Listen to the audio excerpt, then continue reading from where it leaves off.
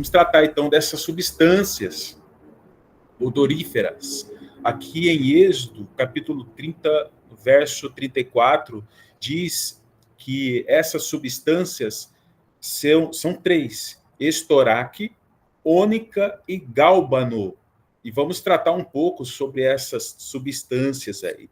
Nós temos imagens delas aí, que nós extraímos, e com as suas respectivas palavras aí, no hebraico, nós vamos conseguir pegar aí também na própria escritura.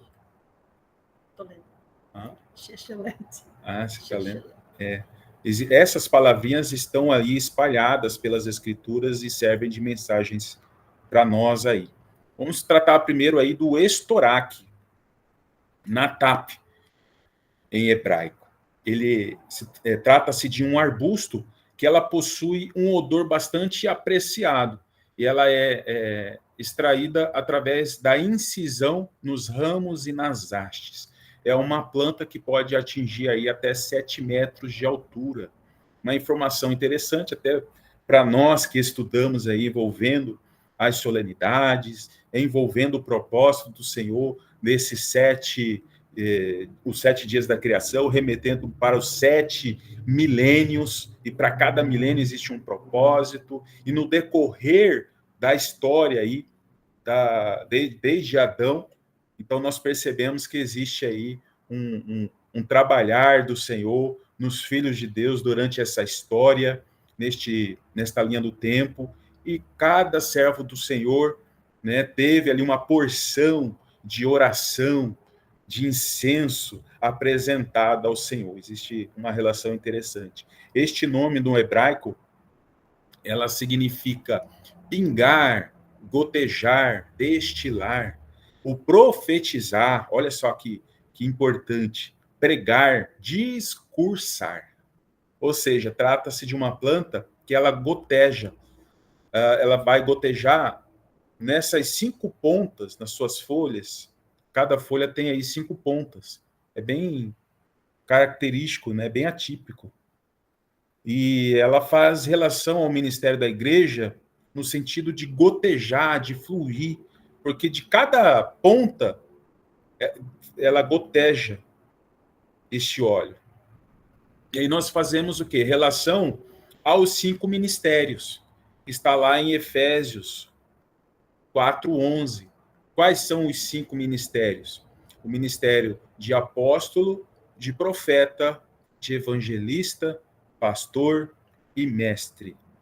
A igreja precisa fluir, gotejar, avançar, destilar, pregar através desses 5 ministérios. E também nós lembramos lá, não coloquei aqui na apresentação, mas também lembramos lá da porta pentagonal, que está lá em 1 Reis, capítulo 6, se não me engano, onde ali na porta pentagonal, elas eram feitas o quê? De madeira de oliveira. 2 portas de oliveira. E aí nós vamos remeter às 2 oliveiras, as 2 casas de Israel, que nós, nos estudos, nós vamos entender o grande mistério de Cristo, envolvendo gentios e judeus, através da cruz, formando um corpo, como está em Efésios 2, capítulo 16, envolvendo um grande mistério, mistério de Cristo. E ali, em 1 Reis, capítulo 6, fala que essas 2 portas de madeira de oliveira, elas formam uma porta pentagonal. Então, existe algo muito interessante envolvendo este elemento aí, né, estoraque. E utilizando essa palavra do hebraico, nós percebemos passagens muito interessantes. Por exemplo, olha só, lendo aqui o Cântico de Débora. Saindo tu, ó Senhor, de Seir, marchando desde o campo de Edom, a terra estremeceu. Os céus gotejaram, sim, até as nuvens gotejaram águas. Também as proclamações de Jó. Havendo eu falado, não replicavam, e minhas razões destilavam sobre eles. Porque me esperavam como a chuva, e abriam sua boca como a chuva tardia. Olha só que interessante, né? No Cântico de Débora, que também é profético, lendo aqui Monte Seir, desde o campo de Edom, então a terra estremeceu. É algo profético no Cântico de Débora, que também remete a aquela trajetória de Jesus na batalha do Armagedon. Ele vai transitar por Edom, ele vai transitar por Bosra, então ele vai até Jerusalém, encerrando ali no Pisar do Lagar, no Megido. E aí no Cântico de Débora a gente percebe algo muito profético, né, envolvendo Edom, envolvendo o Monte Seir, e aí dos céus gotejarem, as nuvens gotejando.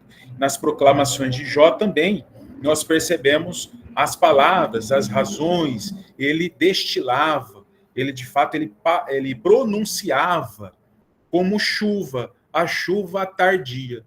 Interessante, que vai remeter ao quê? Às últimas chuvas. O profetizar das testemunhas quando essa chuva serôdia for derramada sobre os servos e sobre as servas nos últimos dias. Agora, as características da noiva aqui no livro de Cantares. Os teus lábios, noiva minha, destilam mel. Mel e leite se acham debaixo da tua língua, e a fragrância dos teus vestidos é como a do Líbano. E nas proclamações de Ezequiel. Filho do homem, volve o rosto contra Jerusalém.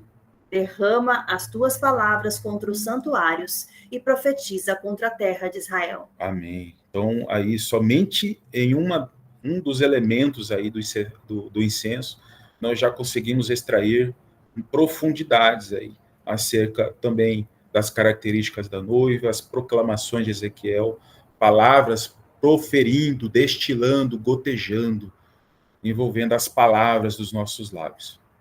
Agora vamos tratar da ônica. É um molusco que se encontra ali nas profundezas do mar. Suas conchas, elas são fibrosas, são odoríferas, e elas, para exalar esse perfume, é necessário o quê? Queimar. Olha só que interessante, o fogo. Tem que ter o fogo para, né, sair esse perfume, para que ele possa realmente exalar um aroma suave e duradouro. Esse nome deriva de uma raiz que vai apontar para o rugido de um leão, ou descascando através de um som.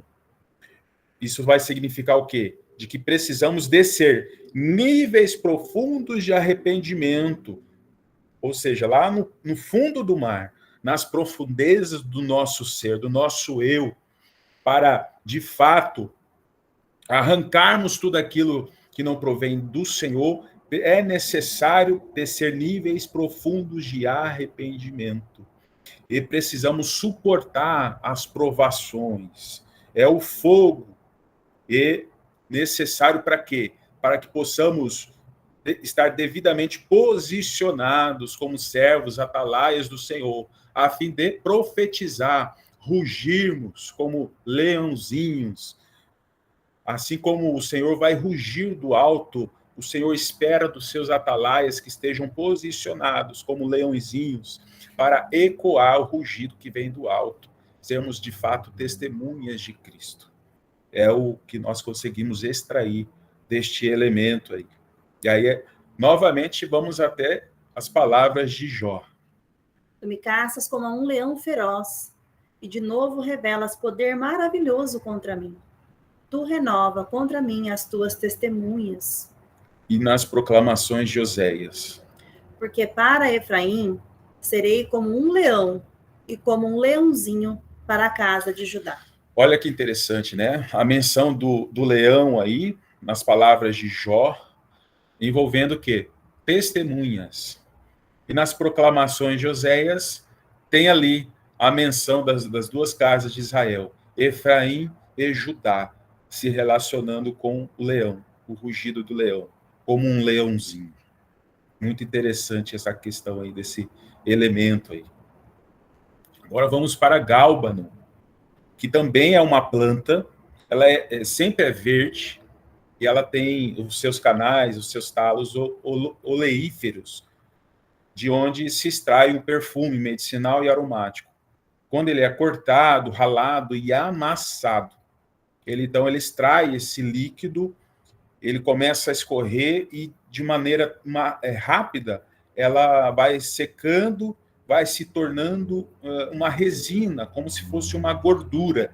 Por isso que a palavra, na sua raiz, sheleb, ela significa gordura. E aí também significa o escolhido, o melhor, a abundância.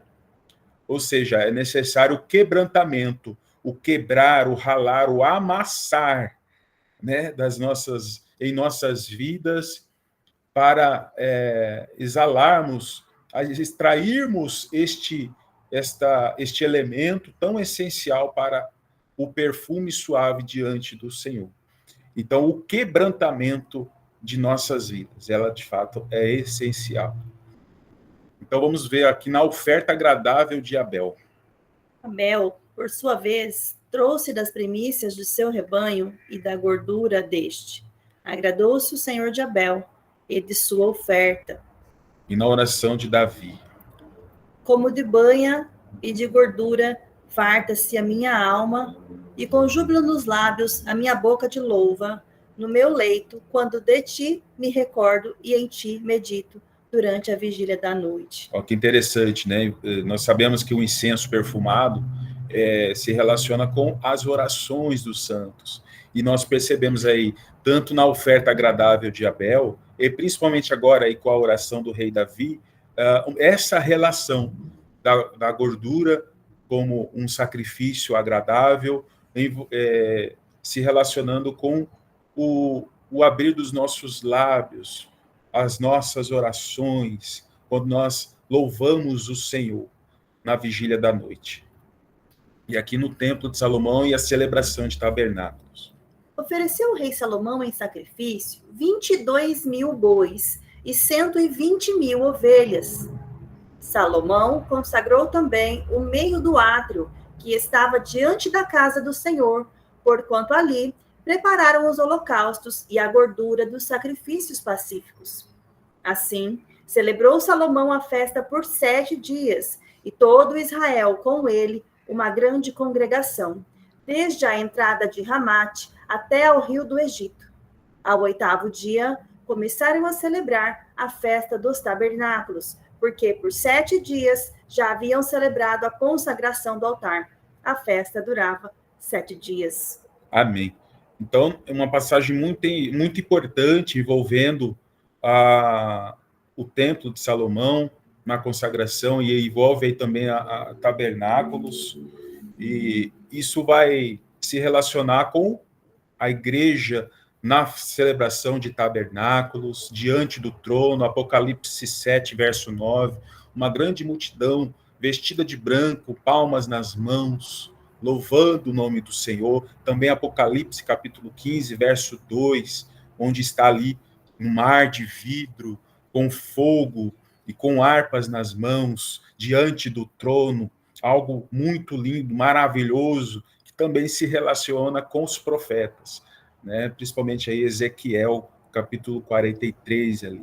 E aí nós percebemos a presença dos holocaustos, da gordura, aí no Templo de Salomão, e interessante que eu frisei essa distância de Amate até o rio do Egito, e eu fiz uma contagem, puxei uma trena, né, de Amate, onde é a região de hoje ali, né, próximo da Síria, e até os limites do rio Nilo, do Egito, e dá uma distância aproximada de 2.200 quilômetros, ou seja, medidas que se aproximam muito com a medida de altura ou de largura da Nova Jerusalém, que é de 2.200 quilômetros. Uma relação muito interessante, né, que nós percebemos aí, que servem de